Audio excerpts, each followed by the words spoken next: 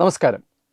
ദേശസുരക്ഷയും സംസ്ഥാന തെരഞ്ഞെടുപ്പുകളും തമ്മിൽ എന്താണ് ബന്ധം? ഒറ്റനോട്ടത്തിൽ ഒരുപക്ഷേ വലിയ ബന്ധമുണ്ടെന്ന് ആർക്കും തോന്നില്ല. സംസ്ഥാനങ്ങളുടെ തെരഞ്ഞെടുപ്പ് രംഗം നിരീക്ഷിക്കുന്ന ഒരാൾക്കും അങ്ങനെയൊന്ന് തോന്നില്ല എന്നുള്ളതും സത്യമാണ്. കാരണം കേരളം പോലെ ഒരു സംസ്ഥാനത്ത് 3 മുന്നണികൾ വലിയ പോരാട്ടം, രാഷ്ട്രീയ പോരാട്ടം നടത്തുമ്പോൾ ഇവിടെ ദേശീയതയോ അല്ലെങ്കിൽ ദേശസുരക്ഷയോ ദേശവിരുദ്ധ പ്രവർത്തനങ്ങളോ വലിയ ചർച്ചാ വിഷയമാകുന്നില്ല.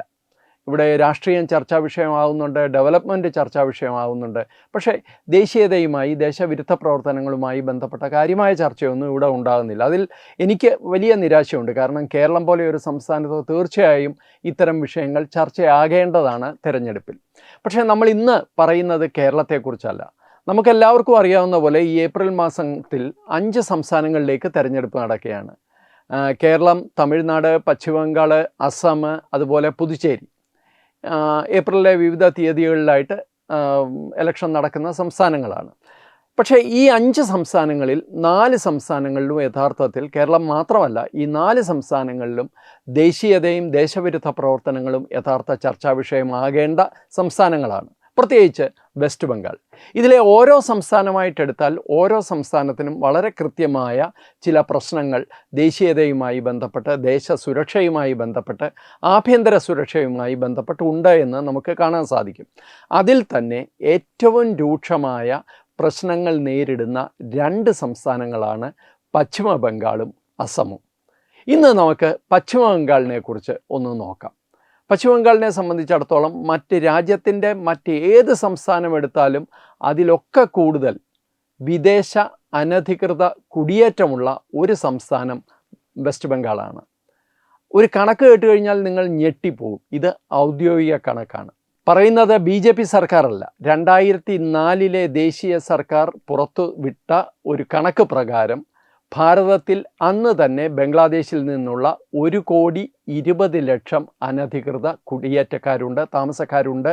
അതിൽ രോഹിംഗ്യകളുണ്ട്, മറ്റു ബംഗ്ലാദേശികളുണ്ട്, അങ്ങനെ പല വംശത്തിൽപ്പെട്ട ആൾക്കാരുണ്ട്. എല്ലാം കൂടി 1,20,00,000 അനധികൃത താമസക്കാരുണ്ട് എന്നാണ് ഔദ്യോഗികമായി കണക്ക് പറയുന്നത്. പറഞ്ഞത് BJP സർക്കാരല്ല എന്ന് ഒരിക്കൽ കൂടി എടുത്തു പറയുന്നു.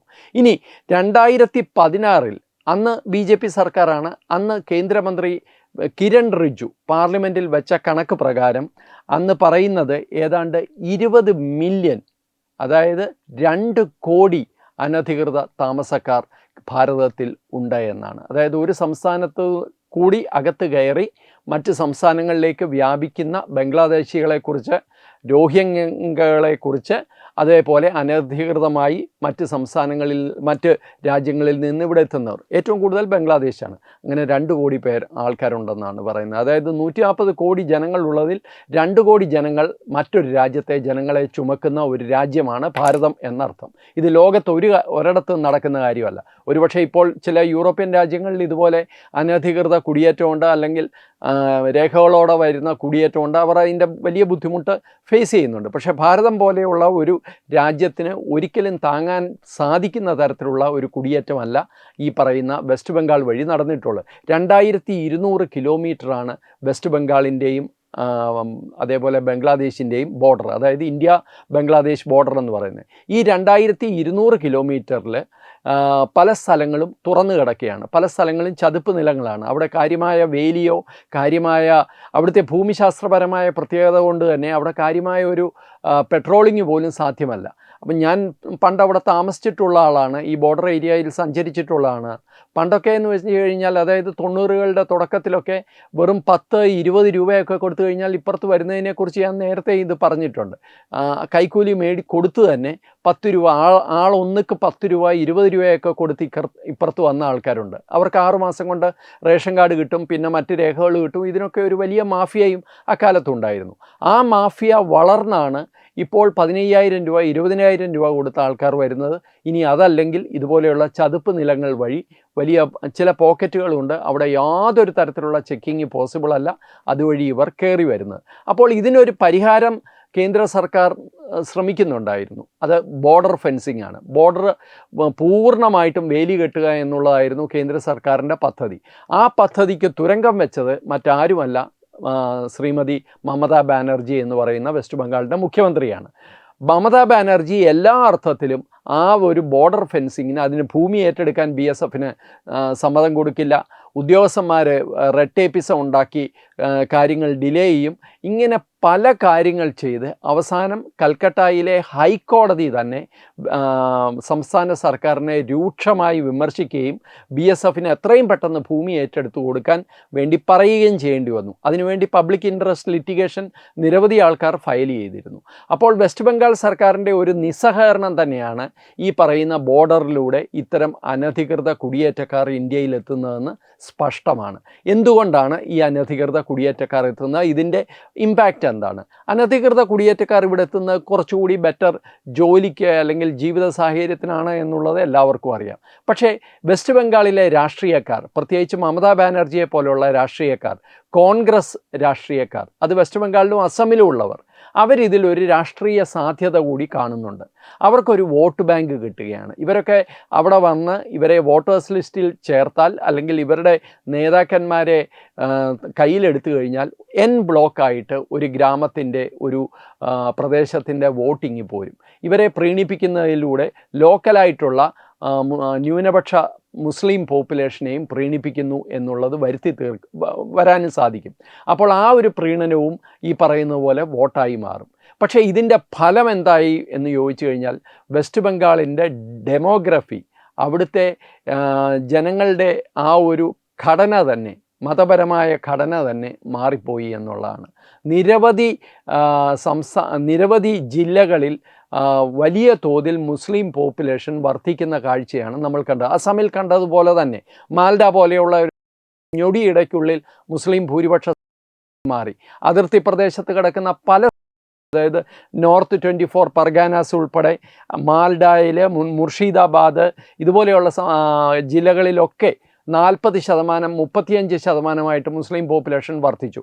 മറ്റെല്ലാ സ്ഥലങ്ങളിലും 10-12 ഒക്കെ ആയിരുന്നത് വളരെ പെട്ടെന്ന് തന്നെ 2 ഡബിളായിട്ടും ട്രിപ്പിളായിട്ടും ഒക്കെ വർദ്ധിക്കുന്ന കാഴ്ച നമ്മൾ കണ്ടു. ഇതെല്ലാം ഈ പറയുന്ന അനധികൃത കുടിയേറ്റത്തിലൂടെ സംഭവിച്ചതാണ്. ആ കുടിയേറ്റത്തിന് വേണ്ട ഒത്താശ ചെയ്തു കൊടുത്തത് സംസ്ഥാനത്തെ ഈ പറയുന്ന രാഷ്ട്രീയക്കാരാണ്. കോൺഗ്രസ് പാരമ്പര്യമുള്ള രാഷ്ട്രീയക്കാരും കമ്മ്യൂണിസ്റ്റ് പാരമ്പര്യമുള്ള രാഷ്ട്രീയക്കാരും. കാരണം അവർക്ക് വേണ്ടത് വോട്ടാണ്. അവർക്ക് ദേശസുരക്ഷയെക്കുറിച്ച് ഇതൊരു വിഷയമല്ല. ഇനി ഈ അനധികൃത കുടിയേറ്റക്കാർ വന്നതുകൊണ്ടുണ്ടായ വലിയൊരു പ്രശ്നം ഈ കുടിയേറ്റം ഉണ്ടാക്കുന്ന രാഷ്ട്രീയ സാമൂഹിക പ്രശ്നങ്ങളും മാത്രമല്ല. ഇതോടൊപ്പം വർദ്ധിച്ചു വന്ന മറ്റൊരു വളരെ പ്രധാനപ്പെട്ട കാര്യം മയക്കുമരുന്ന് കച്ചവടമാണ്. വലിയ തോതിൽ മയക്കുമരുന്ന് ഭാരതത്തിലേക്ക് എത്തിക്കാൻ ഈ കുടിയേറ്റക്കാർ വഴി മയക്കുമരുന്ന് മാഫിയയ്ക്ക് സാധിച്ചിട്ടുണ്ട്. മയക്കുമരുന്ന് നമുക്കെല്ലാവർക്കും അറിയാം, ഏതൊരു രാജ്യത്തിൻ്റെയും ആന്തരികമായ ശക്തി തകർക്കാൻ പറ്റുന്ന കെൽപ്പുള്ള ഒരു വലിയ അണുബോംബിനേക്കാൾ ശക്തിയുണ്ട് ഈ പറയുന്ന മയക്കുമരുന്നിന്. ഒരു ജനതയെ പൂർണ്ണമായിട്ട് ഇല്ലാതാക്കാൻ മയക്കുമരുന്നിന് സാധിക്കും. മയക്കുമരുന്നിൻ്റെ കാര്യത്തിൽ വലിയ തോതിൽ വർധനവ് ഉണ്ടായിട്ടുണ്ട് ഈ കഴിഞ്ഞ വർഷങ്ങളിൽ. മയക്കുമരുന്നിൻ്റെ ഒരു കണക്കനുസരിച്ച് അവിടെ യാബ ടാബ്ലറ്റ് എന്ന് പറഞ്ഞൊരു റെഡ് ടാബ്ലറ്റ് ഉണ്ട്. ഈ ടാബ്ലറ്റാണ് മയക്കുമരുന്ന് നിറച്ച ടാബ്ലറ്റാണെന്ന് പറയുന്നു. ഇതാണ് വളരെ ഈസി ആയിട്ട് ഇപ്പുറത്തേക്ക് കടത്തുന്നത്. അതുകൂടാതെ ഗാഞ്ചയുണ്ട്, ഹെറോയിനുണ്ട്, ബ്രൗൺ ഷുഗറുണ്ട്, കൊക്കൈനുണ്ട്. ഇങ്ങനെ പല മയക്കുമരുന്നുകളും നിർബാധം ഈ പറയുന്ന അതിർത്തിയിലൂടെ കടന്നു വരുന്ന ഒരു സാഹചര്യം ഉണ്ടായി. ഈ വരുന്നവർ വളരെ ചെറിയ ക്വാണ്ടിറ്റിയിൽ കൊണ്ടുവന്ന് ഒരിടത്ത് നിറച്ച് അവിടെ നിന്ന് മറ്റ് സംസ്ഥാനങ്ങളിലേക്ക് വിതരണം ചെയ്യുന്ന രീതിയിലാണ്. അതായത് ഒന്ന് പഞ്ചാബ് വഴി എത്തിക്കുന്നു, മറ്റൊന്ന് ബംഗ്ലാദേശ് വഴി പാകിസ്ഥാനിൽ നിന്നും ചൈനയിൽ നിന്നും മയാൻമാറിൽ നിന്നും വരുന്ന ഈ പറയുന്ന മയക്കുമരുന്നാണ് വെസ്റ്റ് ബംഗാളിൽ സൂക്ഷിച്ചിട്ട് രാജ്യത്തിൻ്റെ വിവിധ ഭാഗങ്ങളിലേക്ക് പോകുന്നത്. ഇതിൻ്റെയൊക്കെ കണക്കുകൾ വളരെ കേട്ട് കഴിഞ്ഞാൽ നിങ്ങൾക്ക് തന്നെ ഞെട്ടിപ്പോവും. 2023 4,988 കിലോ മയക്കുമരുന്നാണ് പിടിച്ചത്. 2024 അത് അല്പം കുറഞ്ഞു, 3,145 പിടിച്ചത്. പക്ഷേ 2025 അത് വലിയ ഇൻക്രീസായി. അതായത് 2025 മെയ് വരെയുള്ള കണക്കാണ് ഇപ്പോൾ എൻ്റെ കയ്യിലുള്ളത്.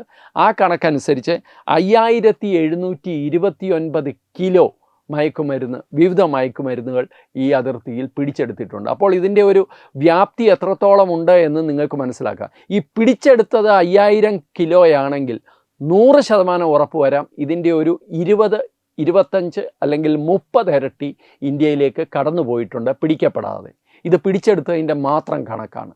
അപ്പോൾ നമുക്ക് മനസ്സിലാവുന്നത് ഇതെത്ര ഭീകരമായ ഒരു സിറ്റുവേഷനാണ് ഈ ഓപ്പൺ ബോർഡർ കാരണം നമുക്കുണ്ടാകുന്നതെന്ന്. ആ ഓപ്പൺ ബോർഡർ അടയ്ക്കാനുള്ള കേന്ദ്ര സർക്കാരിൻ്റെ എല്ലാ ശ്രമങ്ങളെയും തകർക്കുന്നത് വെസ്റ്റ് ബംഗാളിൻ്റെ മുഖ്യമന്ത്രിയും മുഖ്യമന്ത്രിയുടെ പരിവാരങ്ങളുമാണ്, മമതാ ബാനർജിയും മമതാ ബാനർജിയുടെ TMCയുമാണ്. ഇതേ പണിയാണ് നേരത്തെ കമ്മ്യൂണിസ്റ്റുകാരും അവിടെ ചെയ്തിരുന്നത്. ഇപ്പോൾ ഈ പറയുന്ന മമതാ ബാനർജിയുടെ ഈ പറയുന്ന റെസിസ്റ്റൻസ്, അവരുടെ പ്രതിരോധം ഒന്നും വകവെക്കാതെ 2025 ഇന്ത്യ ഒട്ടാകെ ഏറ്റവും വലിയ ഒരു ക്രാക്ക് ഡൗൺ കേന്ദ്ര സർക്കാർ നടപ്പാക്കിയത് നിങ്ങൾക്കെല്ലാവർക്കും ഓർമ്മയുണ്ടാവും. ലക്ഷക്കണക്കിന് ആൾക്കാരെയാണ് കണ്ടുപിടിച്ചത്. നിരവധി ആൾക്കാരെ ഈ പറഞ്ഞതുപോലെ പിടികൂടി ബംഗ്ലാദേശ് അതിർത്തി കടത്തിവിട്ടിട്ടുണ്ട്. ഒരു റിവേഴ്സ് ഇത് തന്നെ കുടിയേറ്റം തന്നെ ഉണ്ടായി എന്നാണ് മാധ്യമങ്ങൾ റിപ്പോർട്ട് ചെയ്തത്. അതായത് ഇവിടുന്ന് അങ്ങോട്ടൊരു വലിയ തോതിൽ ആൾക്കാർ പോകുന്ന ഒരു സാഹചര്യം ഉണ്ടായി. എങ്ങനെ ഇങ്ങോട്ട് വന്നോ അതുപോലെ അങ്ങോട്ട് പോകുന്നത്. പക്ഷേ ആ പോകുന്നവർ ഈ വന്ന അനധികൃത കുടിയേറ്റക്കാരിൽ ഒരു ചെറിയ ശതമാനം മാത്രമാണ്. കാരണം മറ്റുള്ളവർക്ക് എല്ലാ അർത്ഥത്തിലും എങ്ങനെയെങ്കിലുമൊക്കെ രേഖകളും മറ്റ് അഡ്രസ്സും ഒക്കെ ഇവിടെ ലഭിച്ചു കഴിഞ്ഞു. അപ്പോൾ അനധികൃത കുടിയേറ്റം സാമൂഹ്യ പ്രശ്നങ്ങൾ ഉണ്ടാക്കുന്നു, രാഷ്ട്രീയ പ്രശ്നങ്ങൾ ഉണ്ടാക്കുന്നു, മയക്കുമരുന്ന് കൊണ്ടുവരുന്നു. ഇനി ഇതുകൂടാതെ തീവ്രവാദമുണ്ട്.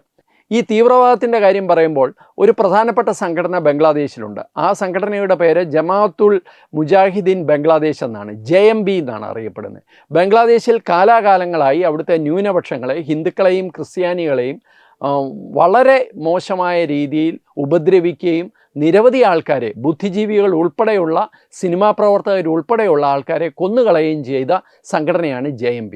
ഇന്ന് ഈ JMBക്ക് ട്രെയിനിങ് ക്യാമ്പുകളും JMBക്ക് ആസ്ഥാനങ്ങളും അതേപോലെ സ്ലീപ്പർ സെല്ലുകളും ഉള്ള ഒരു സംസ്ഥാനം വെസ്റ്റ് ബംഗാളാണ്.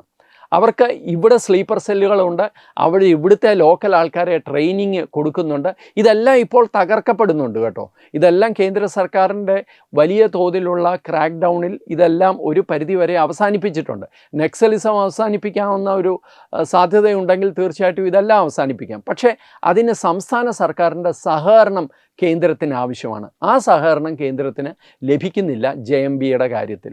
അതേപോലെ തന്നെ JMB ഇവിടെ വന്ന് നമ്മളുടെ ആൾക്കാരെ ട്രെയിൻ ചെയ്യിക്കുകയും മതഭ്രാന്തന്മാരാക്കാനുള്ള ട്രെയിനിങ് കൊടുക്കുകയും ചെയ്യുമ്പോൾ തന്നെ ഇന്ത്യാവിരുദ്ധ നിലപാടുള്ള, ഇന്ത്യയിൽ പ്രവർത്തിക്കുന്ന, നമ്മളുടെ വടക്കു കിഴക്കൻ സംസ്ഥാനങ്ങളിൽ പ്രവർത്തിക്കുന്ന തീവ്രവാദി സംഘടനകൾക്ക് ഇന്ന് ബംഗ്ലാദേശ് വലിയ തോതിൽ അഭയം കൊടുക്കുന്നുമുണ്ട്. ഷെയ്ഖ് ഹസീനയുടെ കാലത്ത് അത് കൊടുക്കാതിരുന്നതാണ്. ഇപ്പോൾ വീണ്ടും അങ്ങനെയുള്ള സംഘടനകൾക്ക് അവിടെ അഭയം കിട്ടുന്നുണ്ട്.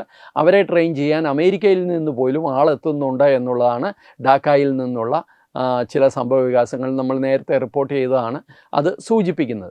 അപ്പോൾ തീവ്രവാദവും മയക്കുമരുന്നും അനധികൃത കുടിയേറ്റവും എല്ലാം കൊണ്ട് സമ്പുഷ്ടമായ ഒരവസ്ഥയിലാണ് ഇന്നത്തെ വെസ്റ്റ് ബംഗാൾ മമതാ ബാനർജിയുടെ ഭരണത്തിൽ.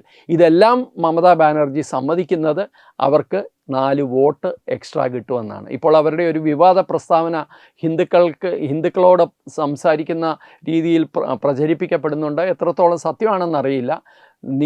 ഹിന്ദുക്കളെ മുസ്ലിങ്ങൾ ഈ പറയുന്ന പോലെ കൂട്ടക്കൊല ചെയ്യാതിരിക്കുന്നത് എൻ്റെ കഴിവുകൊണ്ടാണ്, അല്ലെങ്കിൽ ഞാനാണ് നിങ്ങളെ പ്രൊട്ടക്റ്റ് ചെയ്യുന്നതെന്നാണ് പറയുന്നത്.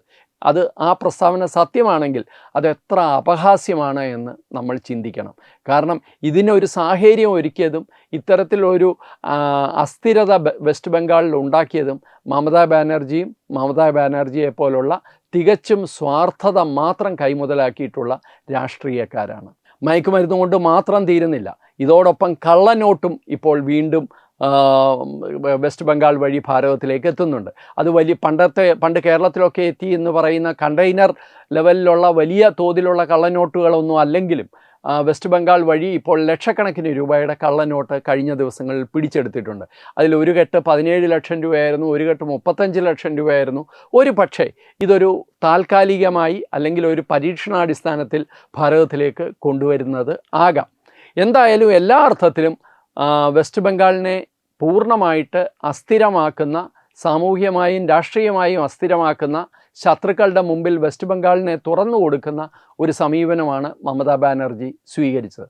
അതുകൊണ്ട് തന്നെയാണ് ഞാൻ പറയുന്നത്, ദേശസുരക്ഷയും ദേശീയതയും ദേശവിരുദ്ധ ശക്തികളുടെ പ്രവർത്തനങ്ങൾ തോൽപ്പിക്കുക എന്ന ലക്ഷ്യവും സംസ്ഥാന തെരഞ്ഞെടുപ്പിലും മുഖ്യ വിഷയമാകേണ്ടതാണ്. അതിൻ്റെ ഏറ്റവും വലിയ ഉദാഹരണമാണ് വെസ്റ്റ് ബംഗാൾ. ഇനി നമുക്ക് അടുത്ത ദിവസം അസമിനെക്കുറിച്ച് സംസാരിക്കാം. നമസ്കാരം. Brought you by Kerala AIDS control society. HIV AIDS സംബന്ധമായ സംശയങ്ങൾക്ക് 1097 എന്ന 24 മണിക്കൂറും പ്രവർത്തിക്കുന്ന ടോൾ ഫ്രീ നമ്പറിലേക്ക് വിളിക്കുക. വാട്സാപ്പിലും ഫേസ്ബുക്കിലും ഒക്കെ സ്റ്റാറ്റസ് അപ്ഡേറ്റ് ചെയ്യാറുണ്ടല്ലോ, HIV സ്റ്റാറ്റസോ. HIV പിടിപെടാനുള്ള സാഹചര്യങ്ങളിൽ കൂടി അറിഞ്ഞോ അറിയാതെയോ കടന്നു പോയിട്ടുണ്ടാവാം. എന്ത് തന്നെയായാലും മുൻകൂട്ടി പരിശോധിച്ച് HIV സ്റ്റാറ്റസ് അറിയൂ. സൗജന്യ HIV പരിശോധനയും കൗൺസിലിങ്ങും ആരോഗ്യ കേന്ദ്രങ്ങളിൽ പ്രവർത്തിക്കുന്ന ICTC അഥവാ ജ്യോതിസ് കേന്ദ്രങ്ങളെ സമീപിക്കുക. നിങ്ങളുടെ സ്റ്റാറ്റസ് എന്തായാലും വിവരങ്ങൾ രഹസ്യമായി സൂക്ഷിക്കുന്നതായിരിക്കും.